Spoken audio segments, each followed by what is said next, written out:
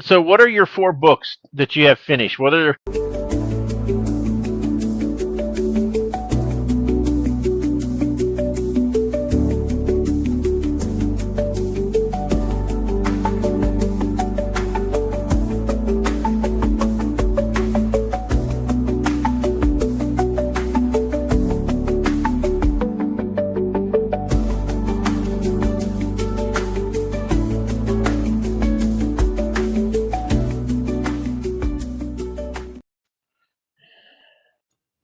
Hey, everybody.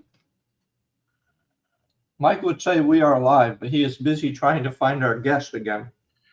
our guest says that it will not let him connect, so I am resending the invitation, Uh-oh. which is the same one I sent before. So, what could possibly work now that didn't work the first time? What could possibly go wrong? So Yeah. we. Yes, we have backgrounds. I have found a bunch of different things that I am going Oh to be God. playing with to no end. So, like, should Mike say something really goofy, he gets an audience reaction. Or maybe he says something really funny. So, Yes, I have to find a way to disable this. this is going to be fun. Oh God. So He won't Daniel, play music in the background. God no. Daniel's here. EL's here. If we just had our guest. There he is. Coming on. Right? Yeah, this happened before, but he never actually connected. Hopefully, he'll make it. Otherwise, this would be quite the week. It'll be like, what, 2-3 guests in 1 week who. One no show, one showed up 18 minutes late. Andrew's trying. This is the second time he's logged in, but it's not letting him finish. Technology's way of telling us our time is done. Well, when you're using graphics behind us, Hey, come on, man. These graphics behind us are kind of cool. It's not all bad. Oops, sorry. Wow. So, like, we could do that, or we could have some dragons, right? Or we could have Mike's chapter 18, or we could have yelling at kids to get off the lawn, right? You can do lots of things. Oh, Daniel, whatever you do, don't encourage him. See? Oh, thank you. Or we could just have this. We something really nice and plain and boring. It's griffins. I can do griffins. Oh, and you know what? I know exactly what will be good with Mike. So I hope you all know that the podcast quality will, plummet now because we'll be busy doing all this stuff instead of interviewing, and I'm going to have to interview the people. Won't be talking to people anymore. Oh, here you go, Mike. You're going to like this, bud. Trust me. You ready? Okay, see that? That is reasonable. Yeah, I thought you might like that. Andrew says, I think I might be blocked because I had a similar situation with someone else. Is there another avenue? I gave him the link. I don't know. Thoughts? Anyone? Nope. This is going to be up to him, I think.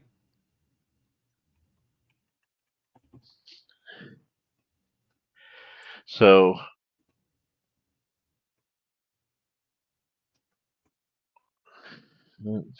let me.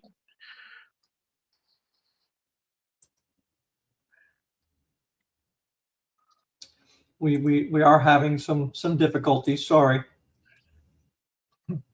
This is a griffin puking on a T-Rex. So that's what that looks like.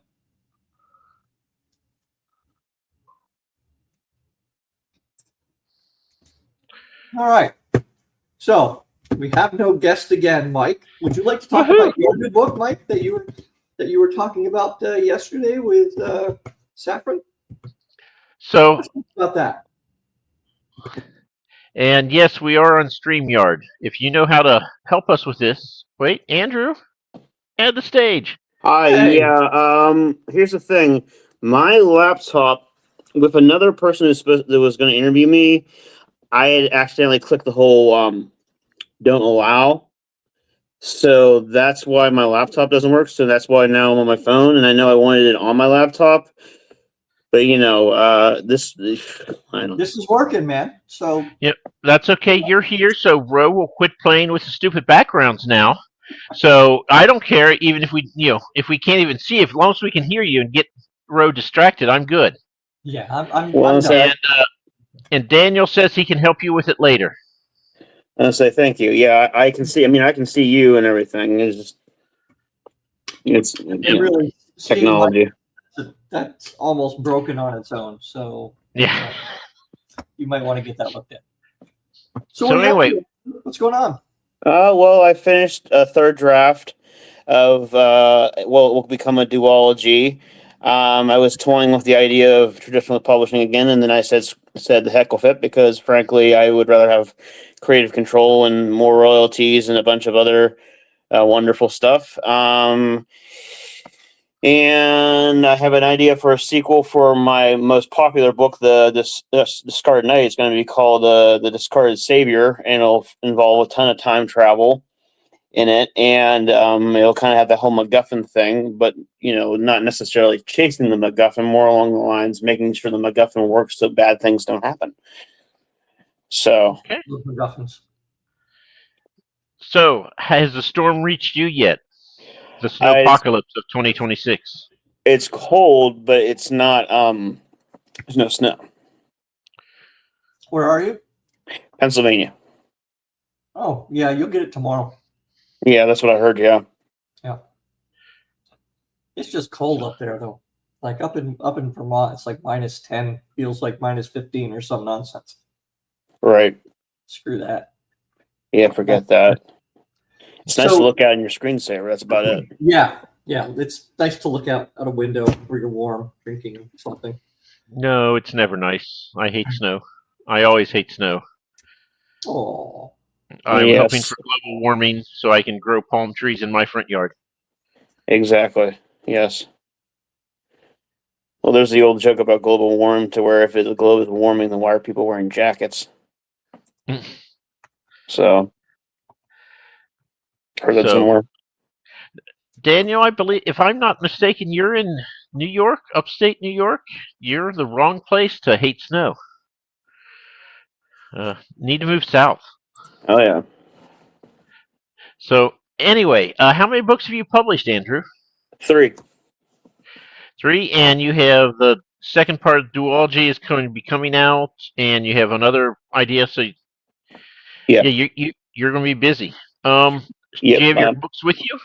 Yep, I have the newest book, The Scorched Hunter, and then I have my leading book that's going to get the sequel, The Discarded Knight, and then I have The Ignited Moon, and I am marketing it out to where The Ignited Moon is one of 2 prequels, and then this will be 2 of 2, and then the duology will be the big book that leads into 2-book sort of story sort of thing.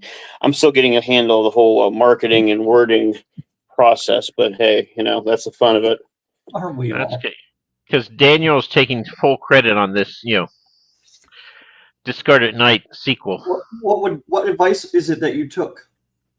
Well, stick with novellas. I believe that's what it was. I my memory's not very great lately. So now, I'm no expert, but none of those books look like novellas. Well, 2 of them aren't, but the oopsies, as I rip apart my notebook, the Discarded Knight is a novella. Nice.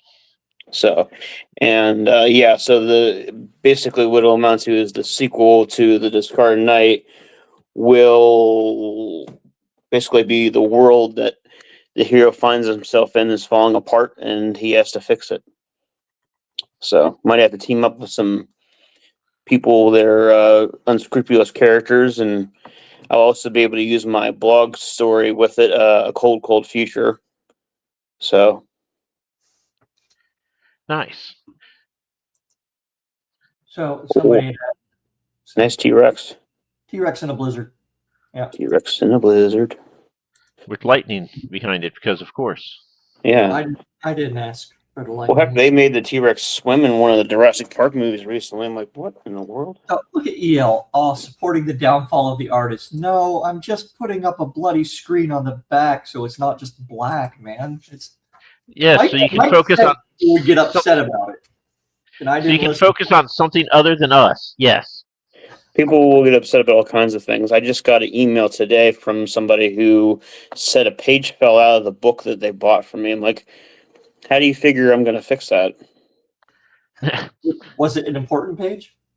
It was part of the map in the book. So they ordered this one, and well, no, not this one. They ordered the other one, but the map fell out, and the map looks like this, and I can't do anything about it. I was polite as I could be with it, so That's about all you can do there. It'd be like calling the author if you go to a bookshop and your book's all bent up. It's like, talk to the place you bought the book. What are you bothering the author for? right. Oh, stop it, EL. God, man.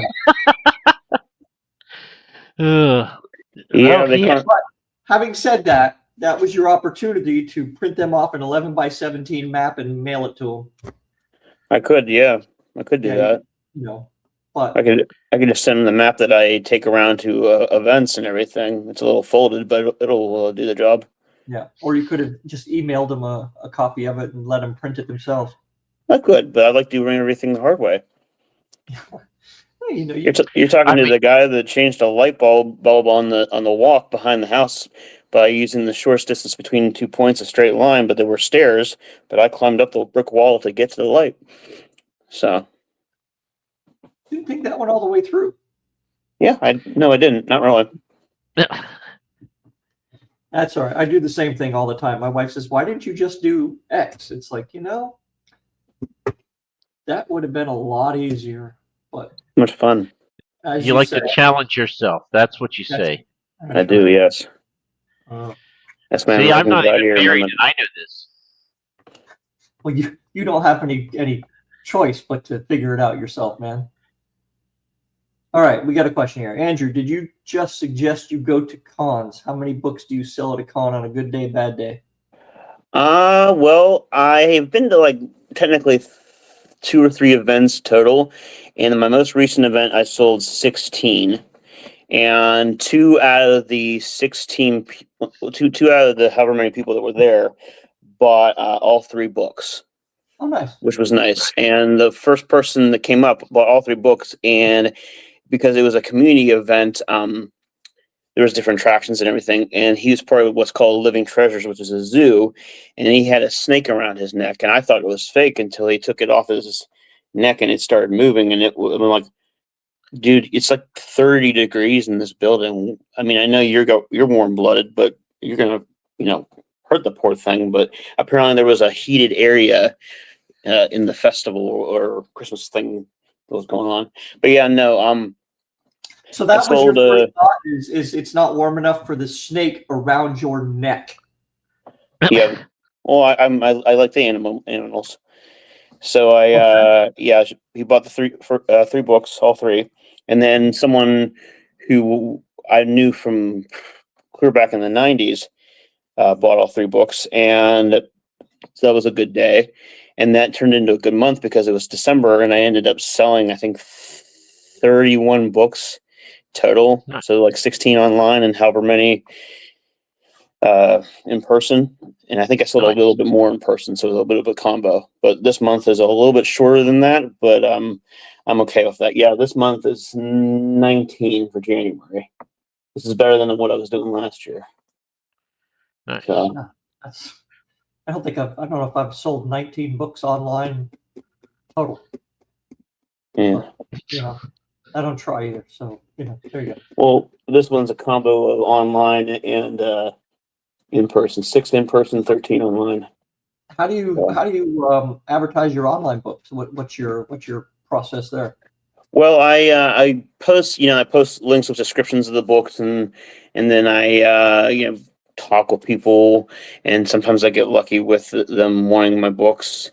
I'm hoping that the one person I was talking to today buys all three, or at least even considers them, because she was really interested in the first part of the duology that's still in the drafting stage. So I got someone, at least one person, hooked for that.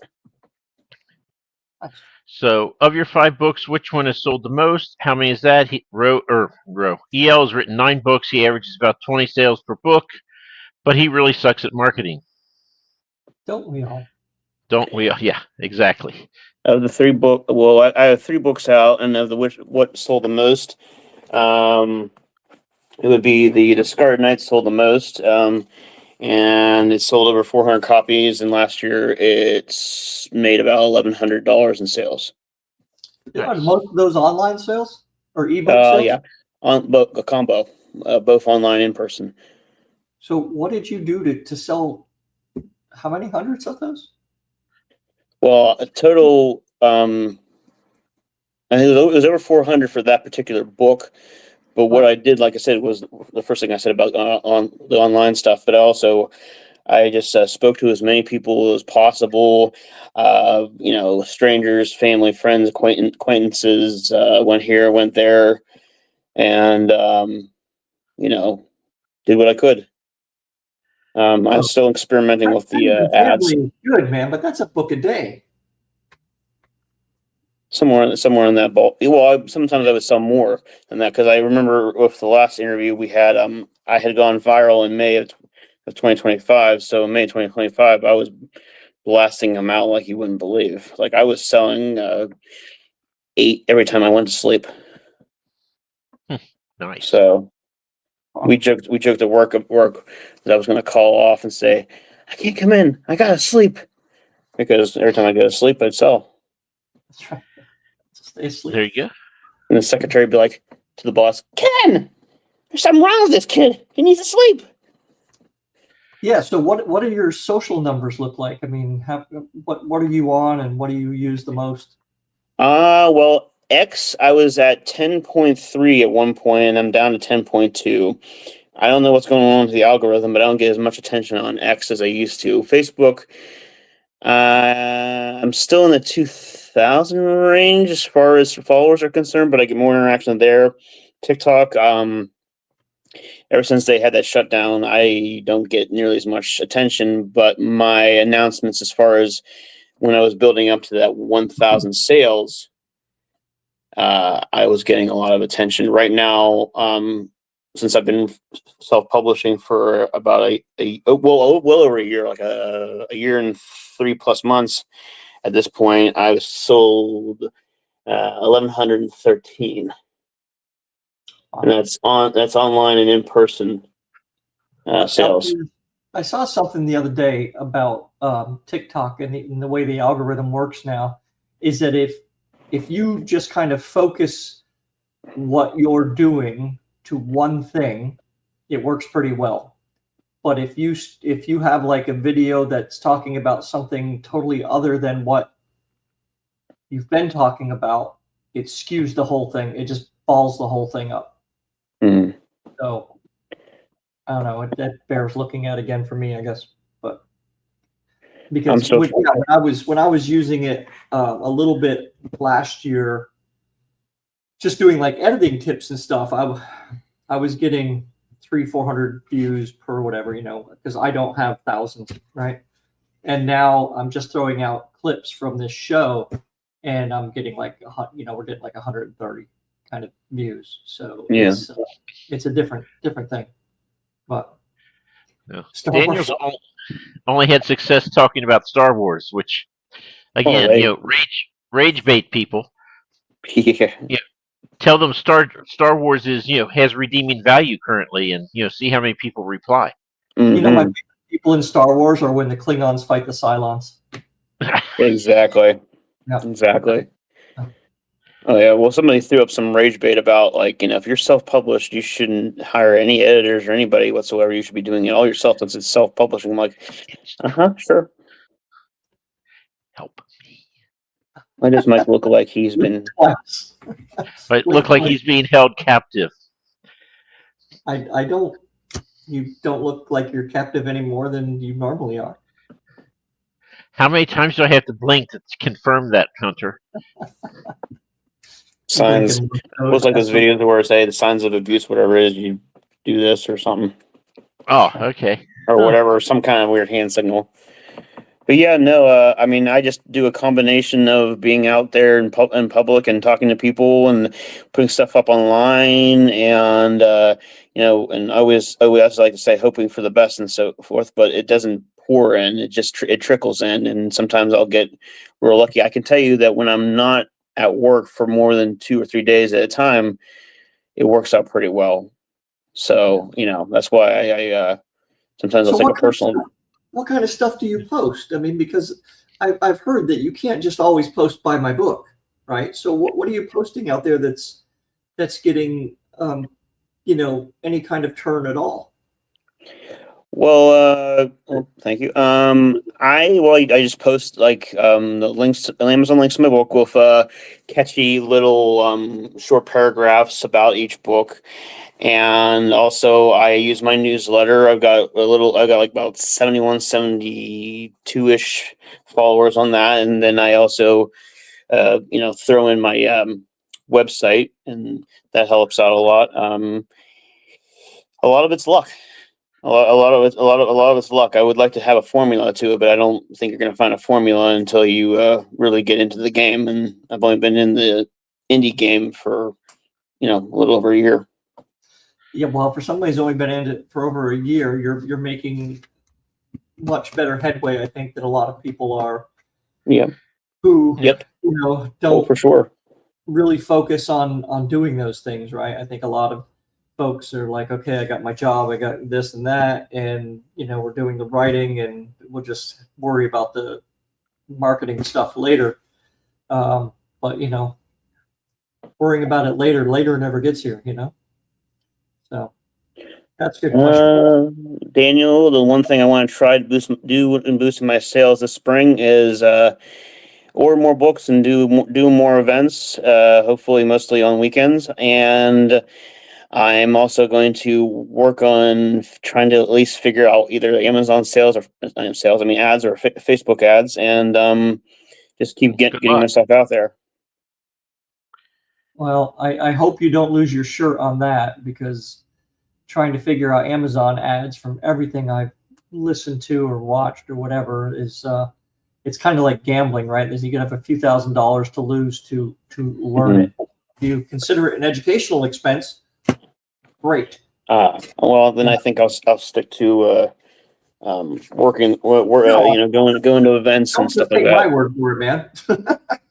Well, I know, but I know, but it's just I've actually looked into it as well. I mean, I'm not just taking your word for it. I've looked into things, and it boggles my mind a bit. So no, it's not you. It's just me thinking about what I've tried to learn.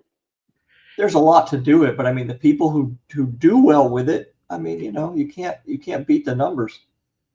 Very true. So one thing there is. Go ahead. Sorry. Oh, no, go ahead. I'm going to change the topic. So finish your thought. One thing I need to get myself to do is what I want to do is reserve my credit card specifically for those ads and stuff like that and everything. But of course, life and everything. But I want to make my credit card be the book spending sort of thing as far as ads and so forth. I've got one of those. Yeah, trying to anyway. My question: you stopped by and saw me once at a Comic-Con. Was that Steel City? Yes, sir. Okay. Well, EL is going to be with me at Steel City this April. So if you want to see the man behind the green circle, he will be there. April, the week after Easter, along with me. So yeah, stop by, heckle us if nothing else. We need something to do. Oh, I will definitely heckle. I still have the omnibus from the one guy that was with you, which I need to dive into. Yep. Yeah, that thing. You could build a pyramid with that bugger. Oh yeah. So the one thing that I learned from him that he tells me now every time is that he's like, if you've ever finished a series, you can put out a compendium and charge crazy amounts of money. Right. And I'm like, well, I'm the idiot who decided to do a 7, a 6, and a 5-book series. So, Mhm. and I'm nowhere close to finishing any of them. Right. So, Oh, yeah. for sure.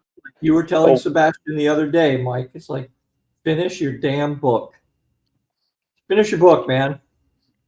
And then James is like, "Is there any way you can truncate these and make them not that long?" And I'm like, "Nope, Well, not to tell the story I want to tell." So, Yeah, but is it a story that people need to hear? I'm not doing it for other people. I'm doing it for me. If I was doing it for other people, I'd try to be successful, financially with this. you got to write for yourself before you can write for others and everything. And you've been in the game for a while there, Mike. Yeah. Your friend also has said to me, you need to start publishing more books quickly. I think at that point I only had I might have only had the novella out, or I might not have had it out. I'm not really sure. But now I got 3, and I did that in less time than it would have taken me to put out one with a small press or something bigger. So Yep. yeah, so that one I mentioned about the duology, the first book's going to come out this year. So I'm going to try and get it out this year. So, and then the next one next year, and then the This year is sequel. pretty vague. When this year? So what? There's a lot of year left. There is. Early this year, or Probably. Well, the thing is that my cover artist isn't going to be available till June, so the first book of the duology won't be out till probably October, because I've not been so wonderfully successful in doing things during the summer because people tend to be uber busy as far as art grading is concerned. yeah, that's fair. So Daniel says not after Thanksgiving. Oh, no. Daniel, we're not making that same mistake again, because we did that with the Scorched Hunter. We launched that December 5th, and that was it wasn't a disaster, but it certainly wasn't awesome. So, But I'm sure it got lost in the shuffle of holidays. oh yeah, I got lost in the shuffle. It fell into the truffle shuffle. Bounced. Which I've done the truffle shuffle at a previous job for a boss, and he was okay with it. So, Or the dead zone. The dead zone, yeah. Well, December is not. supposed to be like a dead zone for publishing, but That miracles happen. It's funny that that's the case, because people buy books as presents all the time. True. Very true. But you probably have to get your book into their minds beforehand and try not do it during. Because, once the Christmas music starts playing, everyone goes brain dead. Exactly. I'm anti-Christmas music also, because I'm just delightful.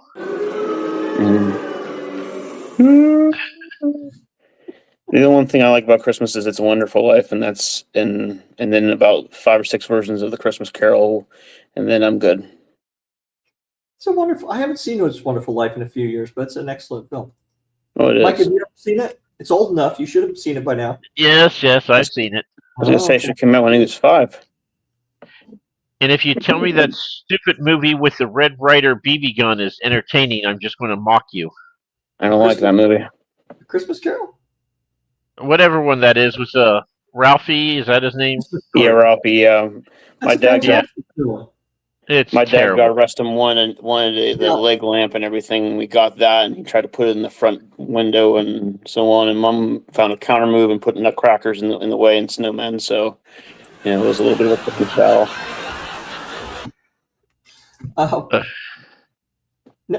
Interestingly enough, that movie, when people always talk about if your book was made into a movie, so the book that came from, A Christmas Story came from, that's all pretty much one chapter of that book. And, I forget the name of the book. I'll look it up. Let me look it up right now, because it's actually a really good book. It's worth reading. And like before, and so on. Whenever Mike was introducing his new book, he ever so often popped up his book. Yeah, you got to show your book. You got to advertise. This beautiful baby here is one of 2 prequels. It's about a hunter scarred by dragon fire, seeking self-acceptance in the downfall of a dictatorship. His shape-shifting ice dragon, a tournament, a whole heck of a big, huge journey. an unsureness of heroism and some deer hunting in it. I've often joked that I want to do a book signing at Cabela's in front of the big fish tank and everything. And while they're doing a special on bows and arrows and stuff like that, since the main character is uses a bow and arrow to go hunting. Nice. You cover a lot of ground in the book. Yep. Well, I cover quite a lot of ground in this. Wants to know how detailed is the hunt? It's detailed enough to where you will see the deer droppings. Always important. Exactly. Ro, yeah. We do you include deer droppings in any of your books, Ro? No. Me either. I don't include any kind of droppings of any. Oh wait, no. Jungle Planet, there will be droppings. So that will make it sing. So, not on my page to give you. By the way, Jungle Planet is the sequel to this book, everyone.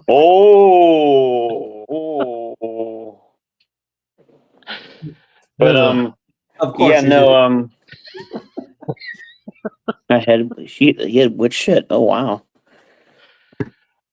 Don't give him any ideas, Andrew. Yeah. Oh no, I've already got ideas. But yeah, no, I mean, there's deer hunting in it, nice dragon shape shifting.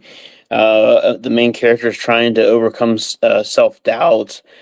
I get plenty of compliments about my side characters. One reviewer said it's a nice kind of traditional clean fantasy, and that's where I aim to go. I do want to eventually get a little bit darker, but it's not, there's no spice in it or anything like that. It only has what it needs, but it's overall a good story. So I have a question for you. Because when I have side characters in mind, I'm like, this side character, he's really likable. I have to kill him. So if there's ever a side character in my book and you like them, that's a bad sign for their, because if you like them, let me get rid of them and make it harder for me to find fans. But do you do the same thing where you're just like, this guy's destined to die? How can I make him likable so that it really hurts when he gets killed?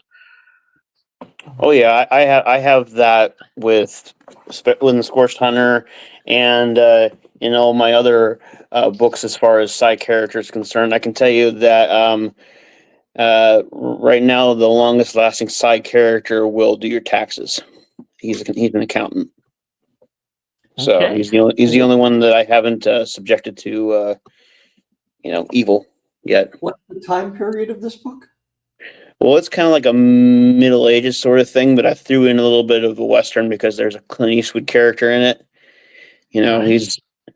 He's almost a man of no name, but obviously I gave him a name and everything, but he's my Clint Eastwood character with a bit of a smart aleck attitude.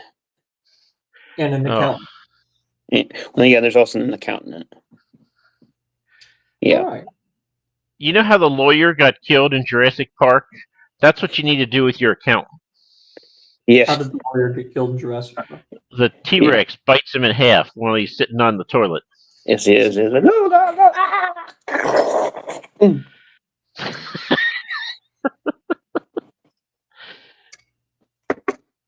Although, I think we've interviewed like 5 accountants now on our show, maybe 6. Too many.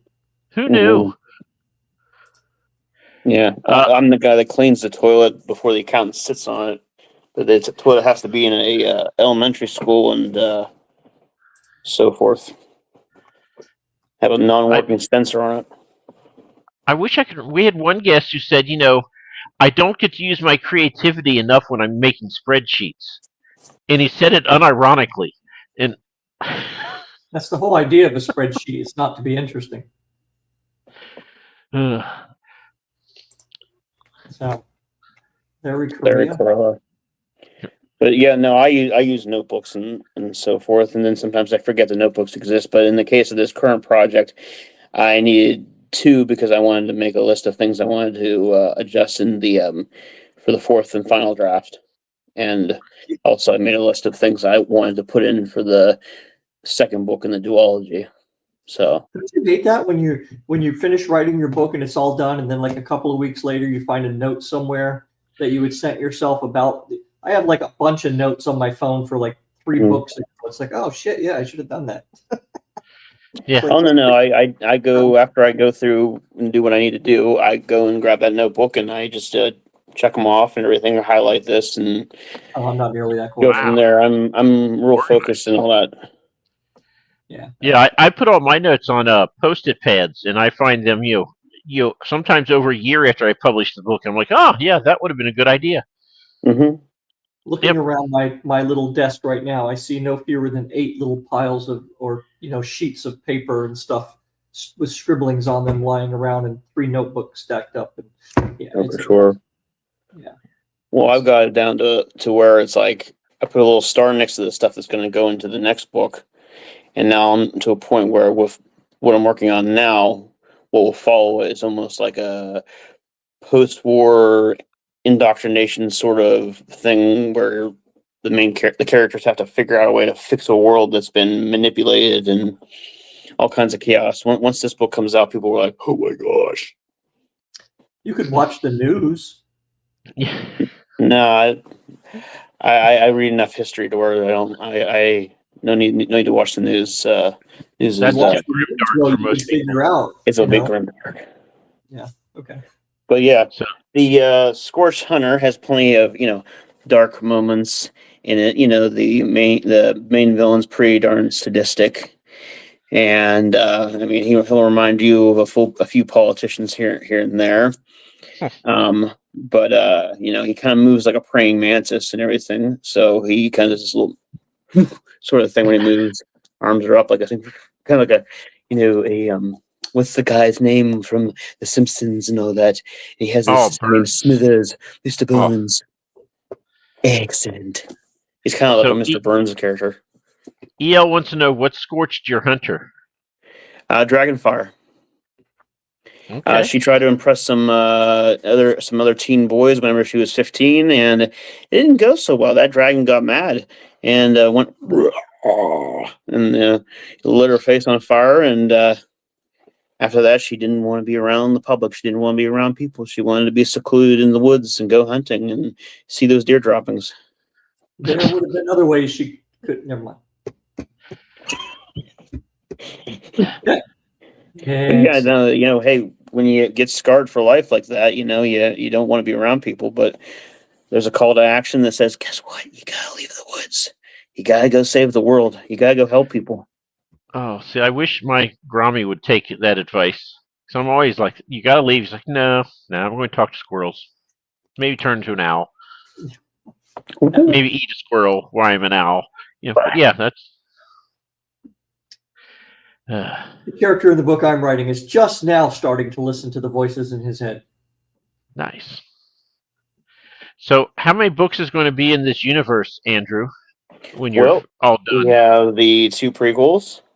Yep. And then we are going to have the duology, which is going to be, of course, 2 books. And once the second half of the second book in the duology is finished, we don't know what will be where we'll go from there, because I originally only wanted to have 3 books, but now it's 4. And I'm going to have to taper it off at 4 until I get that sequel to The Discarded Knight all squared off. So you're not going to go Douglas Niles and have the 4th book in the increasingly misnamed duology? I'm not sure who that is. He still wrote exploring. Hitchhiker's Guide to the Galaxy. Oh, yeah. Yeah.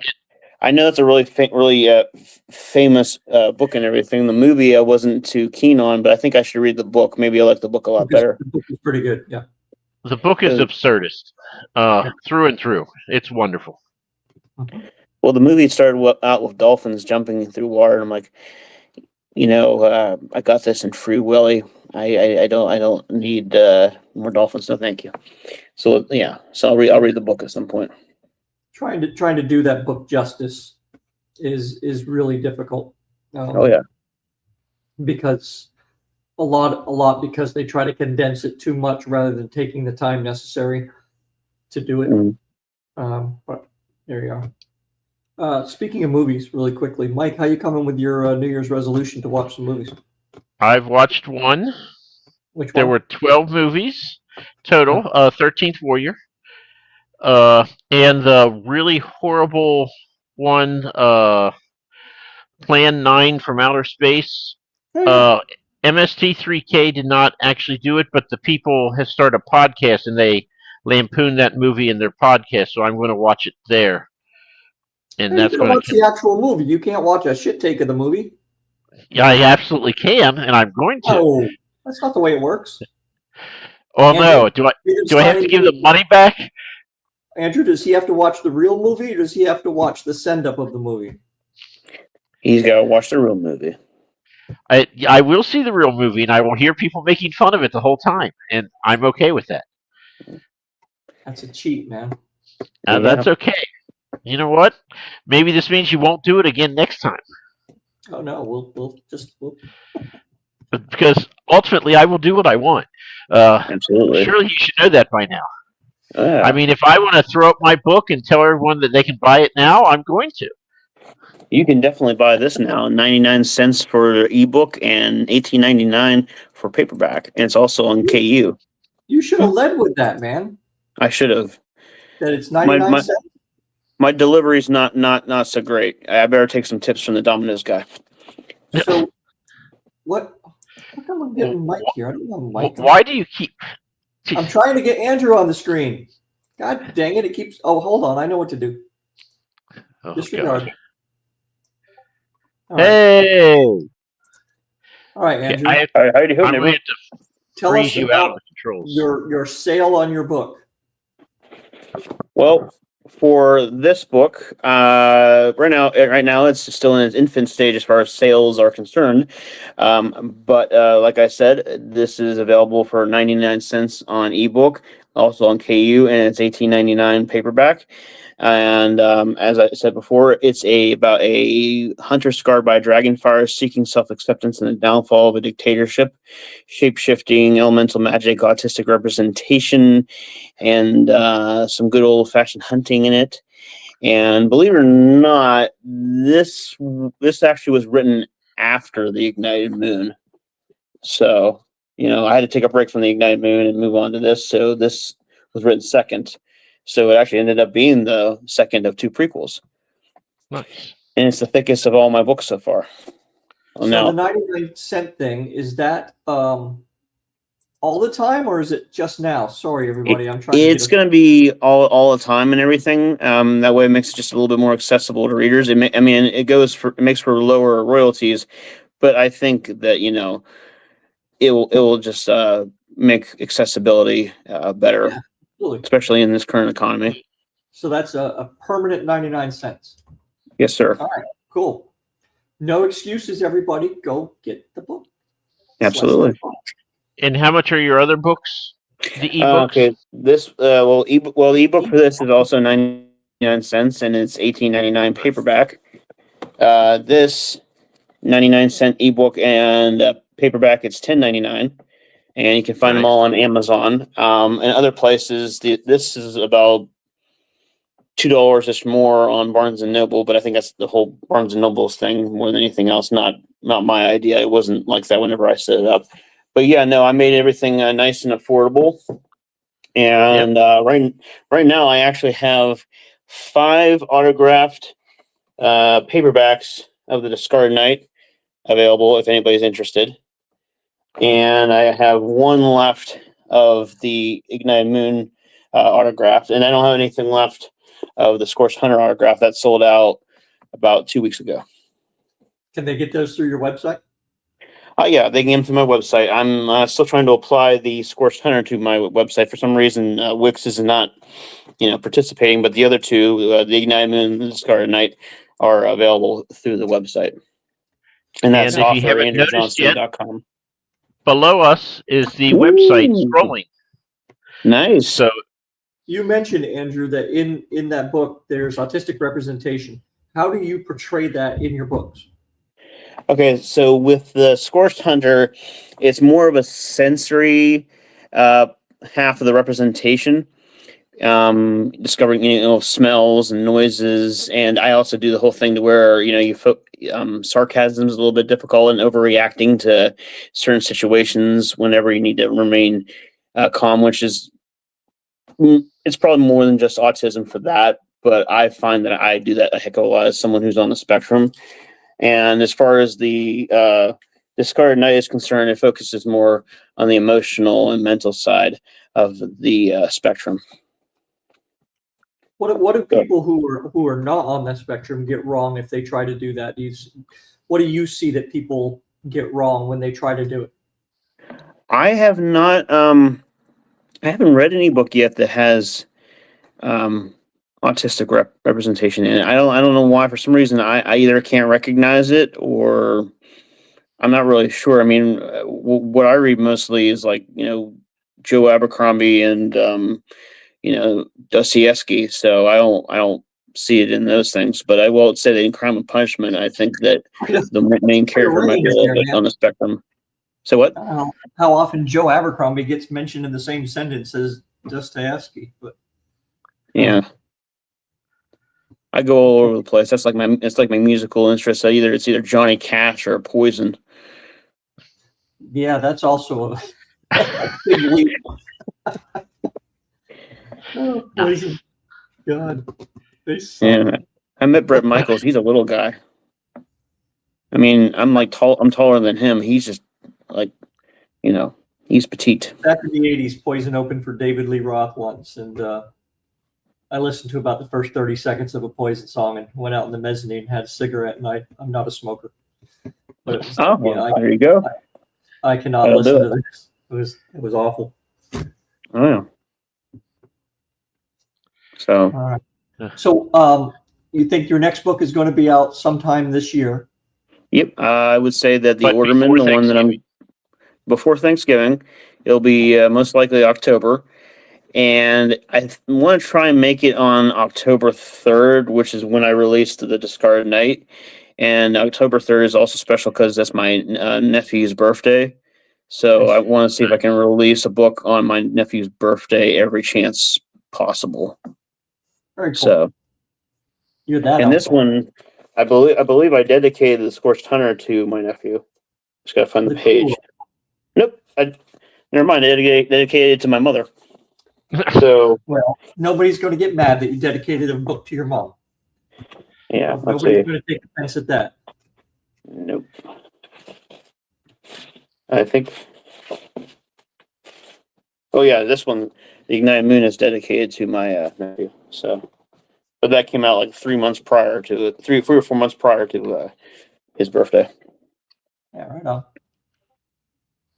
So, anything else new you're going to try this year then, other than trying to get to a few more cons and stuff like that? A few more cons, post as much as I can online, be a bit more social with things. I might try to do at least one writer's workshop if I can, if the Pittsburgh one decides to switch from online to in person. But if it stays online, then oh well, and everything like that. It's city driving isn't it's a little bit nerve wracking. So for me anyway. What is your handle on X? My handle on X is at HW Johnston 7. Yeah, I just looked it up, so I know. Okay, just putting it up there for folks. And then it's just Andrew Johnston for Facebook and at HW John for TikTok. It's so cool to have the website down there. I feel like it should be right next to a weather report or a stock set of numbers, whatever. The Dow is up 50 and the NASDAQ's up down 75 or whatever. Right. Yeah. Author Andrew Johnston just been handed the deal to Netflix. So who would play your main character in a movie? Who would play Anna from Scorched Hunter in a movie? Well, she's 20 years old right now in that book. So the only person I can think of, and I don't know her name, she played the main character in the most recent Alien movie. I think it was called Alien Romulus. I forget her name. I only know she's got brown hair and she's 5'1", which makes her significantly shorter than Sigourney Weaver. As far as the Alien franchise is concerned, but probably her. Haley Spaney. So what? Haley Spaney. Haley Spaney, yeah. either Haley Spaney or because she's not specifically Caucasian, and she has like real dark raveny color hair. It could be any number of women in the age bracket that has that hair color. So it's just yet to be. It's either her that we mentioned, or we have to be determined, and all that. Here, man. Be anybody. But I can already tell you that one of the villains in the book, it will be Charles Dance. I have characters that are specifically designed for Charles Dance. Who's Charles Dance? He was in Game of Thrones. He was in The Crown. He's British. He's in his maybe his 70s or 60s or whatever it is. He was in The Golden Child as the villain who was part of the occult. And he's a really good actor. And okay. So he was on Game of Thrones. He was the king, right? He was Tywin Lannister. He was the father of Cersei and her brother, and also the father of Tyrion Lannister. Right. Played by Peter Dinklage. Killed him while he was on the pot. Yeah. Nice. Okay. Hmm. That's the second time this show we've referenced people dying on a toilet. That's a record. It's a record. And we have deer droppings, so Exactly. Smoking, steaming deer droppings because it's in the midst of winter in the book. So they're fresh. That didn't need that visual. You're welcome. But there's plenty to see in the Scorched Hunter. I mean, like I said, hunting ice dragons, facing fears, shape shifting, elemental magic, miracles happening, wizards that are born from the selfless deeds of children. So the wizards in my Iron Frost universe are born from the selflessness of children, and there's great consequence if you cross them. So they're exceedingly rare. Yeah, they are extremely rare. How did you think about that? You had it in there. I was like, well, there were often some bad kids, so the wizards are few and far between. So what? You can't cross the wizard, or you can't cross the little kid that. You can't cross you can't cross the wizard. Like if you make fun of somebody's stutter, you're gonna get a stutter. If you make fun of, or if you steal something from somebody or whatever it is, you're gonna pay in a certain way that relates to stealing. Heck, wait a minute. If I insult someone's giant wang, is the wizard going to give me a giant wang? Looking at the direct opposite. So if I say, "Wow, that guy is insanely good looking," does that mean I become insanely good looking? Right. That's probably a better example, Mike. Thank you. Something. And no, it would just be more along the lines if they're if you're making fun of their appearance, if they're ugly or something like that. Like I know you're being sarcastic, but I mean, just something of that nature. I mean, when you read the book, you'll see more in depth of how it works and everything, and then the duology goes even deeper into that. Something a little bit more taxing than appearance or a stutter. Okay, so they go out of their way to be horrible. Basically. Okay. Horrible to people that are horrible. There are people to horrible people to horrible people who are horrible to the horrible, and so on. So they're generally good guys, quote unquote. Exactly. They're basically like, this is how you're going to learn your lesson. They're generally good guys. They're Santa Claus. Yeah. To a certain extent. If you're so make believe. Yeah. Right. Well, to a certain extent, yeah. But I mean, once they exist and everything like that, and you have to read more as to how they connect to the children that they manifest from. So how are they born? They're born from the good deeds and the selflessness of children. So they're not like humans. Nope, not humans at all. They're misty, kind of astral-looking, ghost-like beings. So what is born from the misdeeds and general annoying qualities of children? I haven't figured that one out yet. You know what? We might put that in the second part of the duology. The anti-wizards. The anti-wizards. We could do that. Yeah. Yeah. Ooh. There'd be a lot more of it. Oh, we could do that. Yeah, it'd be a lot Haven't really more. gone that far. Haven't really dove that deep, but I could dive that deep. Yeah, your whole world would be populated by those people. I probably wouldn't. Oh, for sure. They'd outrun everybody. They'd crowd everyone off the continent. This is the longest amount of time I think we've ever gone without a comment from EL and the crew here in the chat, and I'm a little worried that they've all just left us and not told us. But well, it sounds that's a really interesting concept to do and have wizards be that nice, because usually wizards have a little. I guess they do though, don't they? They do have a streak of malevolence about them but it's all under the guise of I'm only doing bad things to bad people. Right. And then in these wizards, they're doing bad things to bad people, but it's just kind of like a teaching of a lesson sort of thing.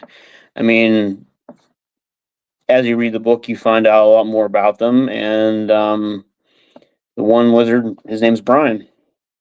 Brian. He's Brian. He wants some Brian.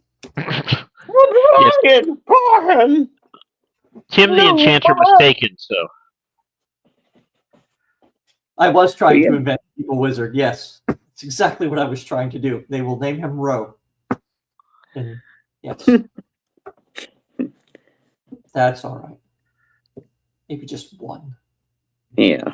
But yeah, no, like I said, this is the longest book I've got out so far, so it's pretty cool. And then if the opening page has a little dragon on it, you probably can't see it with the phone. Nice. But, yep. Nice.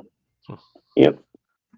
So you and your team and your the person who does your covers have done a wonderful job with that, and you have seemed to you are well ahead of the socials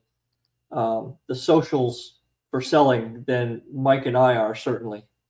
Although Mike is jumping right in there, he is becoming a very social butterfly even as we speak. I expect the wings to sprout any day. Mike's got a heck of a lot more reviews and stuff like that than I do myself and everything. Most of my stuff's just raw grinding the gears, getting out there and selling. I'm trying to get more reviews, but it's kind of like I don't know. If it makes you feel any better, I've given away 20,000 free copies. What? So, oh my god! So that's why I have more reviews. Explains it. Yeah. I need to start giving out free stuff. Andrew, did you know that there are people, and I've heard it, that there are people who will, in writing, say that Mike is, get this, a pillar of the indie community. They say it unironically. It's freaky. Unironically, yep. They mean it. That's good. It's really freaky. I worry for humankind if 2 people will years say ago, this. Mike didn't want to talk to people at a show. Wasn't sure why he was there. Still doesn't really want to, but Just wanted people to buy his book and move the hell along. Yeah, you could be on the indie Mount Rushmore. Yeah, this big. Yeah. So, be on the indie Mount Rushmore. No, I'll be at the base. They'll carve a cockroach, and they'll carve me, and then you can step on me as you go to look at the big names. Nah, I'll pick up the cockroach and put it on the table and everything like that and be nice to it. Okay, see, now this I would much rather. The drywall mud. Drywall mud. He's a spackle. Yes. You're spackling, Mike. Hey, I'm a very good spackler, by the way. It's better to be the spackle than the cocking. So, well, the spackler and I will be back on Tuesday. Maybe if we have power. We'll have power. So I may or may not. Tuesday at 7 for random writing prompts. Not a guest, just us again. And then we are back with a guest on the 29th, which is what day of the week is the 29th, Mike? That would be Thursday. Thursday night with Rowdy Player One. Woohoo! And then Friday night with Creature Creation. Yes. So, and then we got a book launch coming up next week with Chris Grooms. So, all kinds of fun stuff ahead. And we'll be hitting 300 episodes, live episodes, sometime next month. Yep, because this was episode 286. Nice. Actually, well, maybe next month. Maybe not till March. Yeah, we're lightening it up there, EL. It's Mike is shirked in his scheduling duties, so we actually have days off now, which is really kind of pleasant. But we did 31 less shows last year than we did in 2024, and did we? Didn't feel yes, it. That's crazy. In 2024, the summer, we did 44 shows in 91 days. Wow. Yeah, and I was like, okay, Roe is going to kill me if we keep this schedule up. You ever heard of the band The Nails? Mm-hmm. They have a song called 88 Lines About 44 Women. Look it up sometime. It's a fun, catchy tune. It's anyway, it's exactly what the title says it is. So anyway. And EL wants you to read your stuff from last week. Might read one. I don't know. We'll see. Just give a couple. I might give a couple paragraphs of one, or a couple paragraphs of a couple of different ones. I don't know. We'll see what happens there, EL. We don't know what we're going to do until we do it. That's the beauty of it. Mm-hmm. Andrew, thank you for joining us, and thank you for having me. Continued success with your use of social media to sell your books. You are absolutely killing it, especially when compared to folks like myself and to a lesser extent Mike, who's giving away all his books. Being able to say and actually count that you've sold over 1,000 books is awesome, because even amongst the traditionally published community, most people don't sell more than 200 or 300 over their lifetime. So, well done. Thank you very much. Yeah, a lot of grinding, a lot of pushing, and being there at the right time. So I just gotta make myself a plan for this year and go forth. I have no idea what you just said, because you two have been frozen since I started talking the last time, and you sounded like to me at least, you sounded like Charlie Brown's teacher. So, you were not frozen to me. I sometimes speak in run-on sentences and all that, or sometimes it's like the Flash where all the words are just crammed together. But no, I got to come up with myself with a strategy and everything, which I'll be probably tomorrow. I'll do that now that I've finished that third draft and everything. So a curious question: when you come up with a strategy, do you then just discard it and do what you were doing before and play video games? Because that's what I do. I no longer play video games, and I rarely ever watch television anymore. I mostly just read or write, and if I'm reading and writing, then I'm hanging out with my nephew, and if I'm not doing that, then doing other things that are things that are boring. So nice. Yeah. Read. Yeah. Sorry. That's how you get ahead, Mike. Focus. Oh yeah. Well, there's a speech in this one Adam Sandler movie, or like a monologue, whatever you'd call it, where he asks the guy if he loves this game, and it's this where Adam Sandler is a basketball recruiter, and I listen to that, and I say to myself, "Well, I love this game, and I'm dedicated, and I'm the best there is at this game." So I push myself and go from there.